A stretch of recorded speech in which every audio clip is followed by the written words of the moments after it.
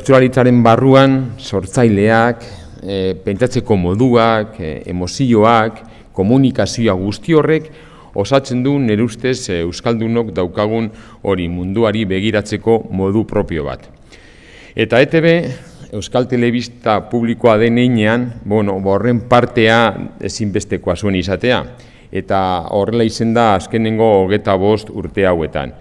Hasierako zalantzakin, hausnarketakin, baina nik uste dut hitzetik hortzerak egin duen ibilbide hau, ibilbide oparoa izen dela, ze asmoa beti izen da alik eta programa txukunena eta hoberena eskaintzeko asmoz. Eta hori izen da, Bertsozale Elkartearen eta ETB eta programaren barruan dabilen guztien asmoa eta gogoa. Gaurko eguna, geltoki bat baino besterik ez da.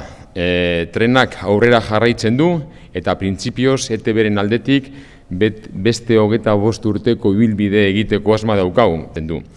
Eta bukatzeko gauza txikitxo bat, erronka ez da bukatzen hitzetik hortzera saioarekin. Baita Bertsozale Elkartean, bertsozale guztien artean eta guri artean, erronka berri bati eutsi egin behar diogu. Sortu egin behar dugu beste gune bat, non komunikazioa, hor inguru horretan dagoen gazte guztiei eskaini egin behar diegu, alegindu egin behar dugu gaur eguneko formato berri bat, eta horretan aleginduko gara. Hasieran inork ez geneukan eskarmenturik bertsoa telebistan ze funtziona zezakeen, nola irten zitekeen da ez genekien.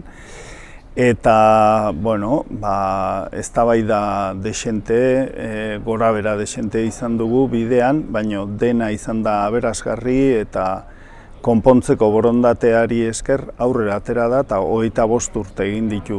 Gu garbi geneukan bertsoa hauskorra dela, ezin dela ez dakit zenbat emanaldirekin ibili eta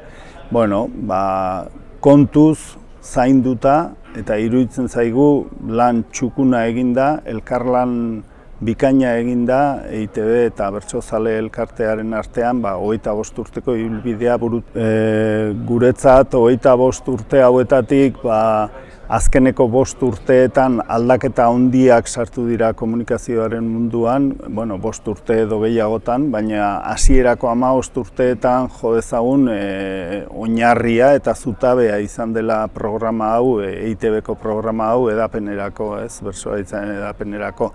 Eta orain berriro ikutu bat eman beharko diogu, batetik interneti, bestetik telebista berria, telebista egiteko modu berriak, kultura zenbateraino ze presentzia eduki behar duen EITB-en eta hori dana jorratu behar dugu bertsolaritzaren ikuspegitik, beti ere inoren esparruan sartu gabe. Aurrera begira, beste 25 urte aipatu dugu, esatea libre da.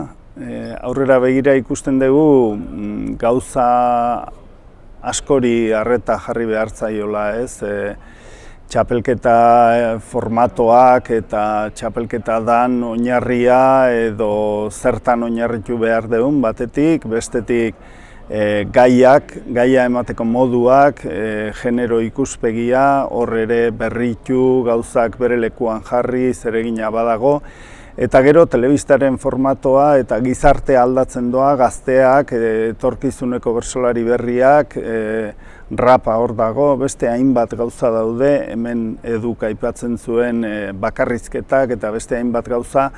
Ez dakit, iruditzen zait, bertsoa eta euskera beti eskuti doazela eta ahalegina egin beharko genukeela hizkuntzaren erabilera aberastu eta bultzatzeko bitarteko gisara bertsoa ere egokitzen.